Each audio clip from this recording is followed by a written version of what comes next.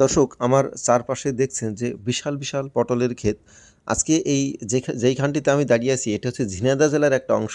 সাধারণত এই অঞ্চলে প্রচুর পরিমাণে পটল চাষ করা হয়, কারণ পটলটা বেশ লাভজনক একটা ফসল এবং এই অঞ্চলের যে মাটি, বেলে দোআঁশ মাটি বা দোআঁশ মাটি, এই মাটিতে খুব বেশি ভালো পটল চাষ হয়।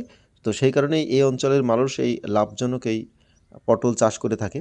তো আজকে আপনাদের সামনে তুলে ধরছি পটল কিভাবে চাষ করে এবং কিভাবে এর লাভ লসটা হয়। সেটা পুরা ভিডিও জুড়ে থাকছে। আপনারা যারা লাভজনক এই পটল চাষ করতে চান, ভিডিওটি প্রথম থেকে শেষ পর্যন্ত দেখবেন, তাহলে পটল চাষ সম্পর্কে একটা ভালো ধারণা হবে। সাধারণত পটলের চাষটা অন্যান্য যে ফসলগুলো চাষ করা হয় তার থেকে একটু ভিন্ন ধরনের হয়, কারণ এই ফসলে সাথী ফসল হিসেবে অন্য একটি ফসল তোলা যায়।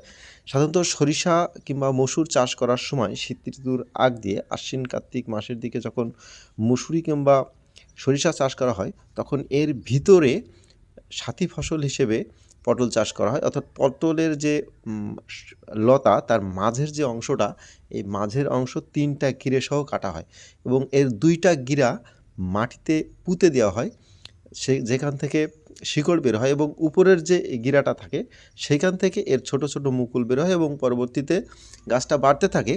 যখন গাছটা বাড়তে বাড়তে লতাতে থাকে ভূমিতে, ততদিনে এই সাথী ফসল হিসেবে যে ফসলটা থাকে মুসুরি কিংবা সরিষা, এটা পেকে যায়। তো মুসুরি কিংবা সরিষাটা সংগ্রহ করার পরে জমিতে শুধুমাত্র লতা হিসেবে এই পটলের গাছটা থাকে। তখন এই পটলের গাছটা যত্ন শুরু হয়, অর্থাৎ অন্যান্য যে সরিষা কিংবা মুসুর সংগ্রহের পরে পটলের যত্ন শুরু হয়। তো সেই সময় এইখানে সুন্দরভাবে মাচা দেওয়া হয়। আপনারা দেখছেন ভিডিওতে যে সুন্দরভাবে মাচা দেওয়া, এই মাচা দেওয়া হয় বাঁশ দিয়ে এবং এই মাচাতে ওই গাছগুলো একটা লাঠির সাহায্যে তুলে দেওয়া হয়। গাছটা তখন বাড়তে শুরু করে এবং পরবর্তীতে যখন বৃষ্টি হয় বা বৃষ্টি যদি না হয় তাহলে সেচের ব্যবস্থা করতে হয় এবং তখন গাছে ফুল আসা শুরু হয়। তো ব্যাপার হচ্ছে, ফুল আসা শুরু হলে অন্যান্য ফসলের যেমন ফুল হয়, তারপরে সেই ফুল থেকে ফল হয়। তো এইখান থেকে এখানে একটা সমস্যা আছে যে ফুল থেকে ফল কিন্তু সহজে হয় না। এটা প্রত্যেকটা ফুলেরই পরাগায়ন করা লাগে। কারণটা হচ্ছে, একটা সময় মানে ফুল থেকে ফল হতো বা পটল হতো, কিন্তু এখনকার সময় পর্যাপ্ত পরিমাণে অন্যান্য কীটপতঙ্গ না থাকার কারণে এখনকার সময় কিন্তু এমনি এমনি ফলটা হয় না, অর্থাৎ পটলটা হয় না। সেই কারণে প্রত্যেকটা ফুলকে আলাদা আলাদাভাবে পরাগায়ন করা লাগে। পুরুষ ফুলের সাথে স্ত্রী ফুল কীভাবে পরাগায়ন করতে হয় সেটা একটা আলাদা পদ্ধতি, সেটা অন্য ভিডিওতে আলোচনা করা যাবে। তো পরাগায়ন করার পরে তারপরে কিন্তু সেই ফলটা আস্তে আস্তে পূর্ণ ফলে পরিণত হতে থাকে। তো এই পরাগায়নের ব্যাপারটা অনেক সময় সকালে করতে গেলে একটু সমস্যায় পড়ে। আমি কৃষকদের সাথে কথা বলেছি, তারা দেখি রাত্রের বেলায় পরাগায়ন করেন। কারণটা হচ্ছে যে অনেক ফুল যখন ফোটে গাছে, তখন পরাগায়ন সকালে করতে গেলে একটু যখন সূর্য ওঠে তখন ফুলগুলো বুজে যায়, বন্ধ হয়ে যায়। তখন এর যে পরাগধানী বা পুংকেশর, এগুলো পাপড়িতে আবৃত হয়ে গেলে তখন এটা পরাগায়ন করা যায় না। সেই কারণে রাত্রে করে, আর খুব সকালে করা সম্ভব হয়।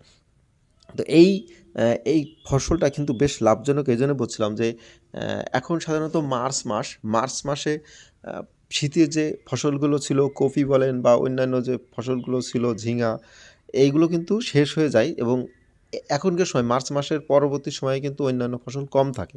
তো সেই কারণে পটলের দামটা কিন্তু অনেক বেশি থাকে, কৃষক এই কারণে অনেক লাভ হয়ে থাকে।